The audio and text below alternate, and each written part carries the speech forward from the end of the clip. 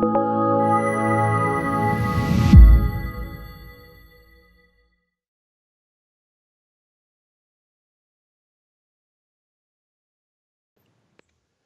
I'm Jacob Hornberger, president of the Future of Freedom Foundation, and this is this week's issue of the Libertarian Angle, the show, as you know, that brings you the libertarian perspective on what's going on in the world.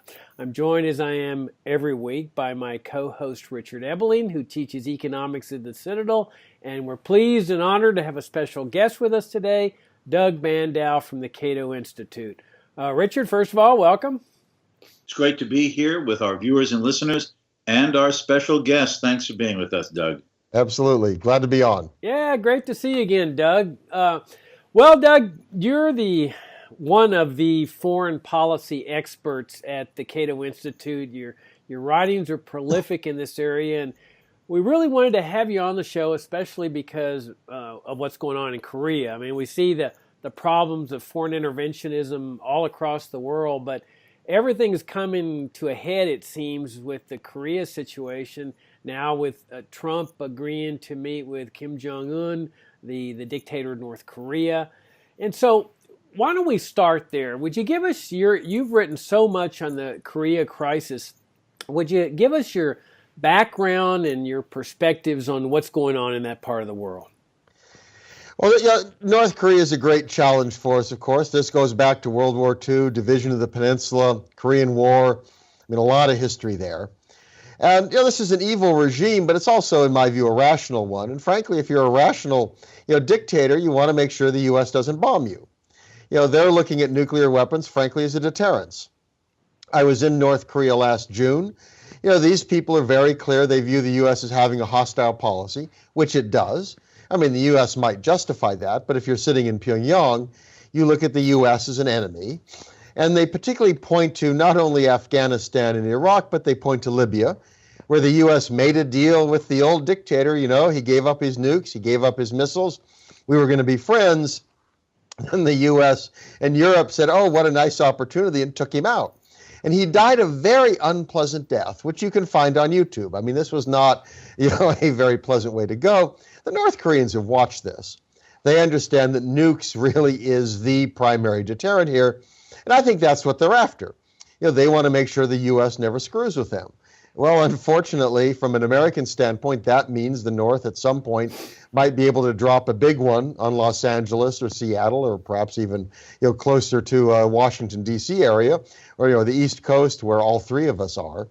I think that's ultimately what's at stake here, is that they want deterrence. It's a bad regime. I'd prefer they not have nukes, but what they want is, frankly, a fairly rational thing. And American policymakers are rather freaked out. They're not used to being, seeing kind of pipsqueak third world dictators threaten the U.S. And that's kind of where we're at today. Yeah, it's kind of a perverse outcome of U.S. interventionism in Korea, as far as I'm concerned. I believe the U.S. It was none of the Korea Civil War was none of the U.S.'s business in the first place. I mean, this was a classic civil war. And if the North invades to unify the country, well, that's what civil wars are generally all about. And my position was that this was none of the U.S. government's business. And certainly the intervention during the Korean War was illegal under our form of government, which requires a congressional declaration of war. But once hostilities were suspended, the U.S. didn't come home. They kept the troops there. It was the Cold War environment. When the Cold War ends, the U.S. stays there, because I think that for many in the Pentagon and the CIA, the Cold War never ended. I mean, you can see that against Cuba, for example, with the embargo against Cuba. And it continued against North Korea with ever-increasing sanctions. And really the threat of regime change. I mean, they called North Korea the part of the axis of evil. They invade Iraq, another part of the so-called axis of evil. They affect regime change there. It's entirely rational for the North Koreans to think during this entire time that they are in the targets for regime change. And let's face it, what's the best way to deter the U.S. from affecting regime change on a country? It's nuclear weapons. I mean, they learned that from the Cuban Missile Crisis. And so it's entirely rational that they would acquire nuclear weapons to deter that. Now, there's arguments, this shows how aggressive they are. Well, this is nonsense. I mean, if they want to unify the country, why would they use nuclear weapons in a war against South Korea, an offensive war? I mean, what are they going to do? Unify the country and have the southern half of it radiated for centuries? I mean, the acquisition of nuclear weapons, and this is what a lot of Americans just don't want to confront, is always been a defensive measure. Don't come and invade us like you did with Iraq. Don't incite a regime change operation like you did with Libya. Because if you take us down, we're going to take a lot of people down with us. And therefore, I'm not really sure that these talks are going to result in anything constructive because I can't see them ever letting go of their nuclear weapons. I don't think they can trust the U.S. to keep its word unless maybe U.S. brings all the troops home, but I don't see that happening. So here you have another perverse outcome of U.S. interventionism. No, I think that's right. When I was there in June, they told me that the nukes were as a result of America's hostile policy, its military threats, its nuclear threats, all of which was true. I mean, none of which justifies the regime. It's an evil regime, but that's not the point. These are rational actors in the world. They are going to respond to American intervention. That's what they're doing. When I asked them, well, how about, let's assume a world in which these hostile acts end, and we can argue about what those are. The response to me of the fellow I was talking to was, well, if the U.S. and China and Russia are willing to give up their nuclear weapons, we're happy to have that conversation. Well, of course, we know how likely that is. I think you're right that it's not clear to me that we are willing to give them anything that they would view as being a serious, security guarantees. What would those be? At the very least, I think it would be end of the alliance with South Korea, American troops come home. Now, that should happen from our interests. South Korea can defend itself. Why are we there?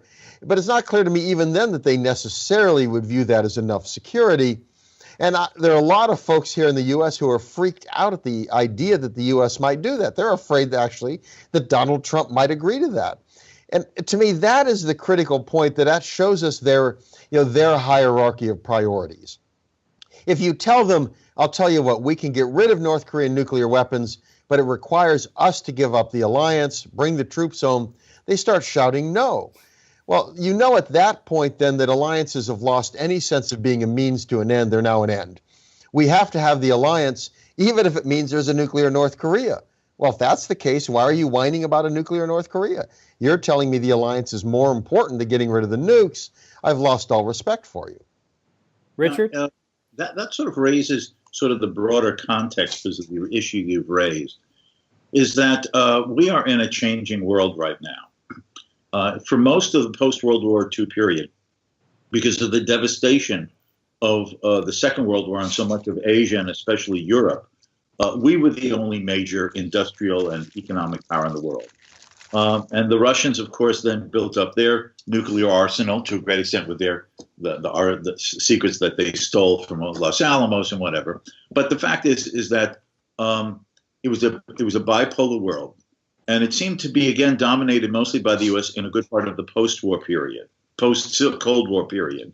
But now what is happening is that we see a reassertion of China, its economic and development, its decision to militarily become more noticeable on the world scene. President Xi now probably being, communist leader for life.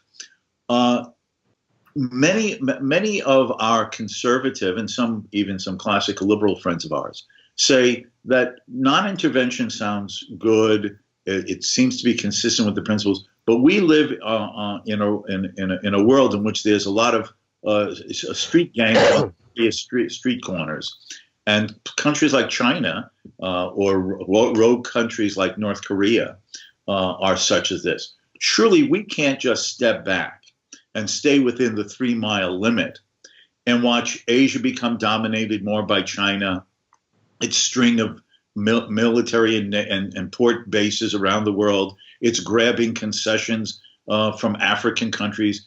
It's making a power grab for the world. How can America just stay within the 3-mile limit and watch this happen? Given that is often an argument made, as I said, by some of our friends, what type of response do you think should be given to it? Well, I do a twofold response. I mean, one of them is, a lot of these things where, we assume that somehow, I should say, we others assume that China has this great strength. Number one is that if you look at them, they have a lot of problems. I mean, people talk about, China will grow, kind of, I mean, basically, poor before it's, rich because of the demography. I mean, the challenge is that, with this one-child policy, with this deformed demography at home, that they may never grow rich like we are. I mean, now they have a big economy, but the moment you get outside of Shanghai, you get outside of the big cities, Beijing, this remains a poor country. And with this kind of skewed demography, they have all these bad banks. I mean, worse bad banks than we have. They have these state enterprises that are still inefficient. There are ghost cities there. I mean, I've been to cities there where I thought I was in Pyongyang, North Korea, actually, because they were kind of empty, massive boulevards. It's like tumbleweed is kind of blowing in the streets, unoccupied. That they're assuming somebody's going to move into these places. They have this massive real estate bubble. They have a lot of challenges. And politically as well, there's opposition to the fact that, we apparently will have this new dictator for life. I mean, the regime has had to work very hard to shut off social media. They do things like Winnie the Pooh can't be shown because people use that, as kind of the new Xi Jinping. It's kind of the same, body type. Where you see kind of the stuff that they block from being talked about. So they have a lot of issues themselves. This is not a superpower. This is not the 800-pound gorilla. Their military is far behind ours. I mean, we have a nuclear force that's, 10 times as big as theirs, that kind of a thing. Second is that these perceived gains are questionable. I mean, I remember the U.S. kind of running around the third world, we have to stop the Soviets. People talked about the ugly American. I mean, the U.S. got into a lot of trouble in the third world. Well, the Chinese have done that as well. They have this kind of one belt, one road initiative. It's supposed to tie the world together. Well, of course, they're making all these bad loans to third world countries that'll never pay them back. My view is if they want to do that, they're welcome to it. Better they do that than American taxpayers. In Africa, the Africans have learned that the Chinese are not doing this as a freebie. This is not some compassionate exercise out of their, the best of their heart. Instead, you've had riots against China. Countries like Zambia, you've had changes in government where people have run against the government because it's in a close relationship with, China. We've had Chinese mine managers who've shot, protesting workers. I mean, this is not, so the notion here that China's getting this massive empire, my reaction is let them have it. If this is an empire they want, making bad loans to authoritarian governments around the world, fine by me. U.S. is far stronger and better off otherwise. And the third point is China's surrounded by, adversaries. I mean, it's surrounded by countries that it's had wars with. You look at China, it's got Russia, it's got Japan, it's got Korea, it's got India, it's got Vietnam. All of them it's been involved in wars with. India is particularly important. What we want is a world not where the U.S. has to defend everybody from everybody, but a world in which the U.S. has positive relationships with other countries which are interested in protecting themselves and constraining China. That's happening. Stay out of the way. We see today the Philippines wants Japan to do more. This is historic. They remember being occupied, but now they're much more worried about China. Vietnam, rather hostile to its fellow communist state, basically the Chinese at one point shot up the Vietnamese and grabbed some of the islands, as well as in trying to invade Vietnam back at the end of the 1970s. So I think this is one where we want to allow our friends and allies to do more. They will do that only if we stay out of the way. Why should they do it if we're rushing in to do it? We need to learn this is welfare. The Pentagon, from a conservative, kind of conservatives have turned the Pentagon into an agency of welfare. That makes no sense to me. Doug, you emphasize that the evil nature of the North Korean regime, but we all know that there's evil regimes all around the world. I mean, China is a communist regime, totalitarian regime. Vietnam, I mean, if you describe evil as communist totalitarian, there you got two more right there. And the U.S. certainly isn't talking about invading and affecting regime change in either of those two countries. As far as I know, there's not even any sanctions on Vietnam. And then there's also such evil regimes as Egypt, which is a military dictatorship that suppresses dissent and won't allow elections. We have the history of U.S. installation of totalitarian dictatorial regimes, Chile, Pinochet, Guatemala, when they ousted Arbenz, Iran when they ousted Mossadegh. Would you talk a little bit about this concept of well, I guess John Quincy Adams put it best in his 4th of July address called "In Search of Monsters to Destroy," and talk to us a little bit about the history of America's foreign policy in the context of so-called evil regimes. Well, certainly the original American vision was that there is evil in the world, but it's really not our job to try to stop it. It made a lot of sense. I mean, we started, of course, as a small nation in the midst of empires. I mean, Washington warned us about permanent entanglements. And I think that was very important. His view was America would be a commercial republic. It would be active. His view was, it didn't mean that America might not have an alliance if it served America's interest. But the critical thing for him was that an alliance would be a means to an end. That is, it would be a mechanism to increase American security. It was not something where you went out there and kind of hooked yourself to other countries because you kind of liked them. I mean, the point is that, Thomas Paine, when he wrote, about the revolution, one of his arguments was that we were stuck tied to the British Empire. British Empire got mad with the French, and America ends up at war. Why? Well, because the French have colonies, the British have colonies, we're all going to be fighting. It made no sense from an American standpoint to hook ourselves in that sense. And the John Quincy Adams, his famous, comment, he talked about being the well-wisher of all, about the independence of all, but, we should not be going abroad in search of monsters to destroy. That was actually in a context where you had Americans saying we should help the Greeks fight against the Turks. Now, you think of it at that time. The U.S. remained this relatively kind of small country. It had been through the Revolution. It had been through the War of 1812. It had been buffeted by the Napoleonic Wars. The French are taking our ships. The British, are impressing and what have you. How would it make any sense at all that we would somehow get involved in a fight from the Greeks against the Ottomans? And I think, he had the right perspective. We should wish them well. But the point is, you don't drag the American nation into this conflict. And that made a lot of sense, and it really lived on more or less until, I think, the Spanish-American War. I mean, until then, America was continentally aggressive. Poor Mexico. The U.S. grabbed half of their country, and some people had suggested we grab the whole thing. The Native Americans suffered very badly in terms of, what was done. But there's still no sense of running around the world. People then called that saltwater imperialism. But when we went after Spain, it wasn't just Cuba. We wanted the Philippines. So, of course, we kept the Philippines, even though the Filipinos didn't want that. They had an independence movement against the Spanish. We hung around and a couple 100,000 Filipinos died because we decided we wanted to teach them good governance. To me, that was the transformational moment.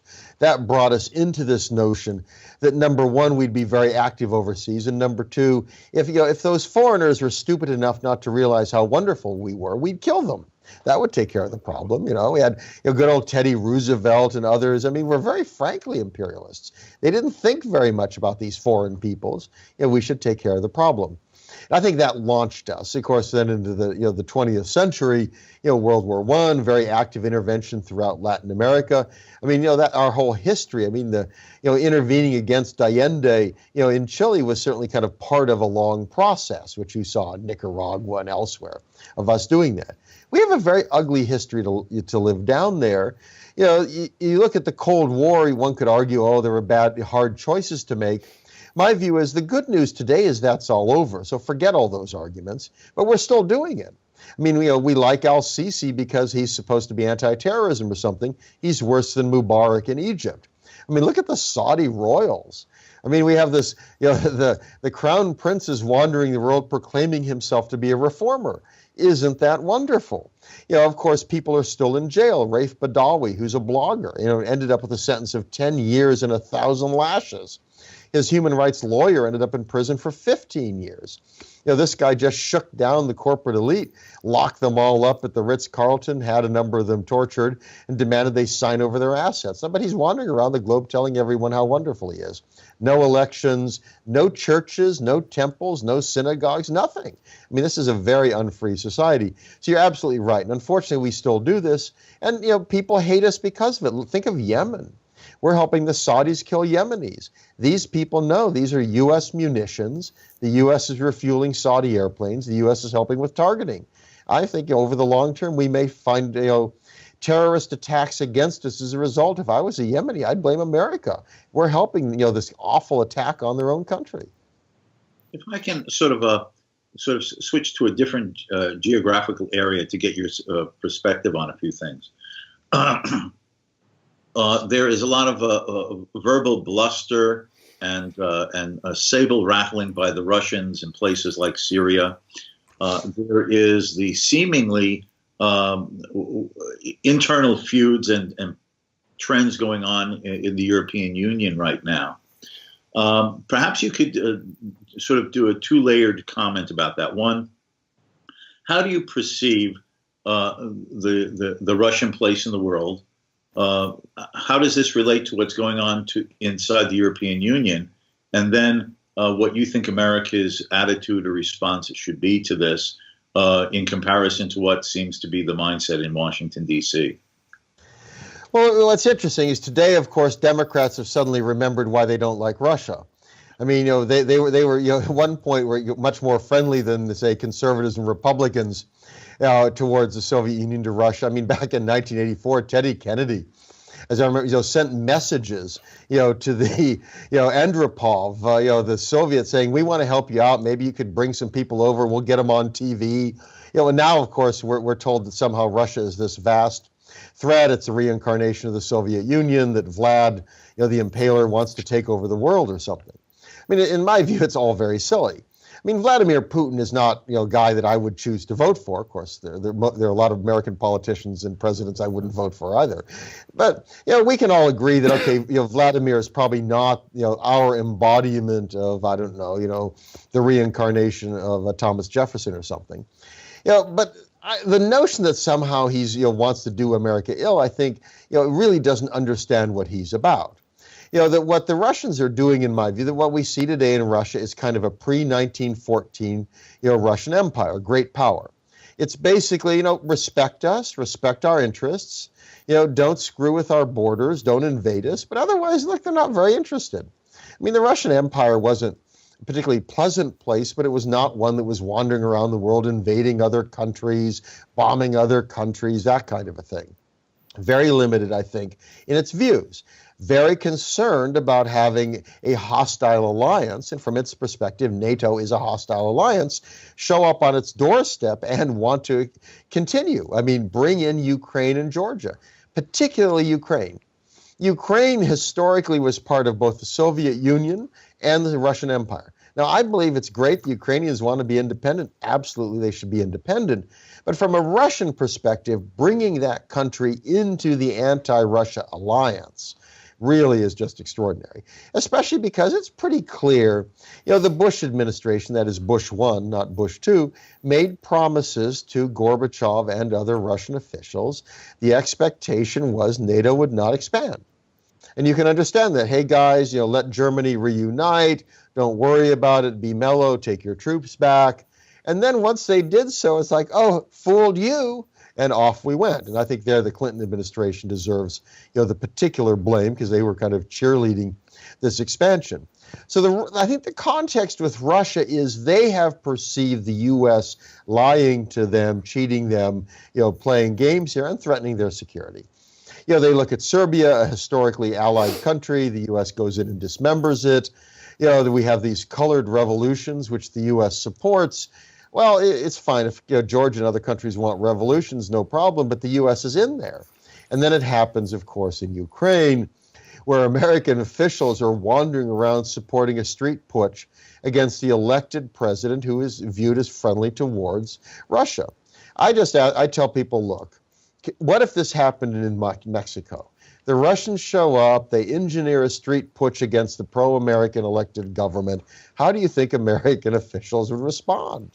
It would not be friendly, shall I say. Well, I think that helps explain it. Things like Syria. Syria is a historic interest. The Cold War, the Soviet Union was aligned with Syria. And my reaction there was, well, who cares? Didn't matter to us. The U.S. has allies. It's the sense of which we don't allow anybody anywhere, to have anything else in some sense, right? America is allied with Israel, allied with Jordan, allied with all the Gulf states, and we're shocked and horrified because, Russia has one ally in the region. My reaction is, look, if they want Syria today, let them have it. What a wreck. It's a tragedy. It's awful, terrible. But why do we care that Russia wants to play there? So to me, that doesn't make sense. And looking at Europe, I warn the Europeans that this attempt to kind of have consolidated government, enhance the role of Brussels, you want to let Brussels politicians decide, kind of budgets in countries like the UK or Germany or what have you? Well, I think that helps explain Brexit. Britain gave us parliamentary government. Westminster is kind of the fount of democracy around the world, and we have a bunch of, kind of all these bureaucrats based in Brussels who want to meddle in everybody else's country. That doesn't make much sense to me. Europeans talk about the democracy deficit. What kind of democracy do you really have in Brussels? You have 3 presidents. Boy, this makes a lot of sense. You have a parliament that when they vote for it around Europe, they basically are voting because they're mad at the ruling parties, not because they think of Brussels. It's a parliament that doesn't control the budget. It's not able to initiate legislation. So I think the Europeans have a real problem there. The populist stuff is ugly in certain ways. On the other hand, it's a reaction. The point is if your political leaders refuse to talk about serious issues, no surprise, you look elsewhere. I think that helps explain the alternative for Germany. In Germany, I don't like their anti-immigration stance, but their respect, we are entering the 3rd out of 4 governments, which is kind of a cartel. The 2 big blocks, the center left and the center right, sit down, apportion everything to their own parties, and tell everybody else, go jump. You don't have anything to say here. We're going to run everything. Everything's going to be kind of this no competition, mushy center. In many ways, that's what we've seen in Spain. We see that to some degree in France, where these parties, it's a real frustration. To me, the big issue for America is NATO. It's, the Europeans have 10 times the GDP of Russia. If they're really worried about Vladimir Putin, well, go spend more. Why is America there? It's one thing to argue the U.S. had to defend them after the end of World War II, but that's kind of gone. Italy has a bigger economy than Russia. Italy. Now, if the Europeans can't defend themselves, what on earth are they doing? And why does America have that kind of an ally? Shouldn't we have allies who are kind of useful, allies who actually help us, as opposed to, wastrels who waste all their money and then cry that we should defend them? It makes no sense to me. Doug, I think Cuba serves as an instructive example of what's going on here, especially with North Korea. Throughout the Cold War, we were told that Cuba is a big national security threat. That it's. I guess the idea was that the Cubans were coming to get us. So that you had assassination attempts against Castro. You had the Bay of Pigs invasion. You had Operation Northwoods, where the Pentagon was looking for a pretext to militarily invade Cuba. And the whole idea was this communist dagger pointed at America's throat, sort of like, I guess, North Korea is supposed to be. When, the irony of this is that Cuba never attacked the United States, never threatened to attack the United States, never committed any terrorism, never committed any sabotage. And the one time where they're perceived to be offensive, or taking offensive actions, is when they invite the Soviets to bring in nuclear weapons. But it's clear that the nuclear weapons were there for the same reason North Korea wants them, is because the Cubans had gotten wind of the fact that the Pentagon and the CIA wanted a military invasion. And so they bring in the Soviet nuclear weapons saying, if you invade us to effect regime change, we're going to take you down, or as much of you down as possible. And so Kennedy strikes a deal where he says, okay, we promise not to invade you, not to, militarily do a regime change, if you'll take your nuclear weapons out. Khrushchev says, yes, that's a deal. And it's always been portrayed as the Russians blinked, but it seems to me it was more like Kennedy blinking, because Cuba got what it wanted, a vow that there would be no more invasion of Cuba. In fact, General LeMay, I think, had it somewhat right in a perverse way when he said this is the biggest defeat in U.S. history, because Cuba had gotten what it wanted. And I think that's an instructive case with respect to North Korea. They see that nuclear weapons deterred Kennedy from invading. They got this vow. And what I find fascinating is if succeeding presidents have fulfilled that vow. They've gone along with it. Nothing was put in writing, but certainly there's never been an invasion of Cuba since then.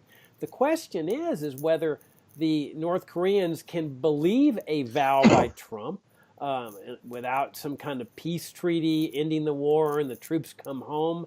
But as we've seen in Iran, where the U.S. is trying to break that deal, you mentioned Libya, where they essentially double-crossed Gaddafi and he was gone.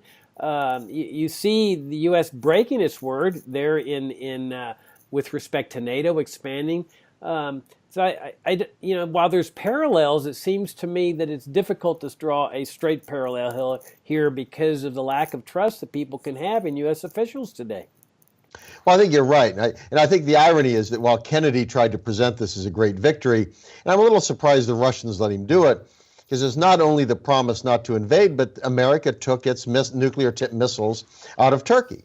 So from a Russian standpoint, they were just making an equivalent threat against the U.S. The U.S. had missiles on the border of the Soviet Union, very quick flight time. That was a threat to them. So actually Russia got a lot out of this. They got the promise for the U.S. not to invade. They also got those missiles out, and that was kept secret. That's something which frankly would have, I think, hurt Kennedy had it been known, because it would have shown this is a real deal, that in fact there's a more complex issue here, that it wasn't just, oh, those nasty Soviets are threatening America, but instead, the U.S. had an equivalent threat. And I think you're right about the problem in terms of, how do you draw this lesson? Trump is not one who can easily draw it, of course. Obama tried to open up as much as he could, still limited by legislation that limits American economic ties. Trump has helped roll that back. I was there in November, and if you want to find people who don't like Donald Trump, it's the Cubans, especially the entrepreneurial class. I went to Airbnbs, people with taxi companies. They'd invested hoping for American visitors. Those Americans were coming. Then Trump comes along and makes it much harder to have individual trips, basically limits it in very important ways. All of these people who were pro-American, pro-entrepreneurship, pro-market, pro-reform, they're hurting. They invested, they're losing money. And, if I was Kim Jong-un, I'd look at Donald Trump. Okay, what does this guy do? He rolls up, he shows up. The first thing he does is he repudiates the Obama administration on Iran and the nuclear deal with them. Second is he repudiates the Obama administration on kind of opening up, to Cuba. Third, he insults his own Secretary of State, who talks about negotiating with North Korea, saying, that's all very silly, Now, is this a guy you would trust? I mean, is this somebody who, if you made a deal, and then knowing, of course, that Obama basically, as you mentioned, kind of threw out the deal, double-crossed Gaddafi. I mean, it'd be crazy. I mean, so if I was Kim Jong-un, I mean, what would it take? To me, that's one reason why I would say the alliance goes, the troops go home. You could certainly imagine the U.S. might still show up and want to do regime change, but it becomes much more difficult, especially because the South Koreans at that point are very invested in a peaceful and stable peninsula. So they don't want the U.S. coming back now and starting a war where the North might take it out on the South. And the North still has the capacity to hit Seoul with Scud missiles, with artillery and other sorts of things. So at the very least, you've got to get those U.S. troops home. But yeah, I think that's a real problem. The U.S., unfortunately, now is paying for decades of intervention, and especially the kind of the hyper regime change attempts in recent years. I mean, you go back, Reagan went into Grenada, Bush one went into Panama. You look at Clinton threatened to invade Haiti if they didn't change regimes, got us involved in Somalia, where he's out trying to catch warlords. Then you look at the war in the Balkans, where it wasn't exactly regime change, but it did dismantle Serbia. Then you move on to, of course, George W., and you go to Obama. There's a history there of regime change and attacks that would make any third world government very nervous. All right, on that note, we're out of time, unfortunately, Doug. Thank you very much. It's been a fascinating discussion, and I really appreciate you taking the time to come and join us. Enjoyed being on with you all. Take care now. Richard, always good to see you, and look forward to seeing you next week. Take care. Bye-bye now.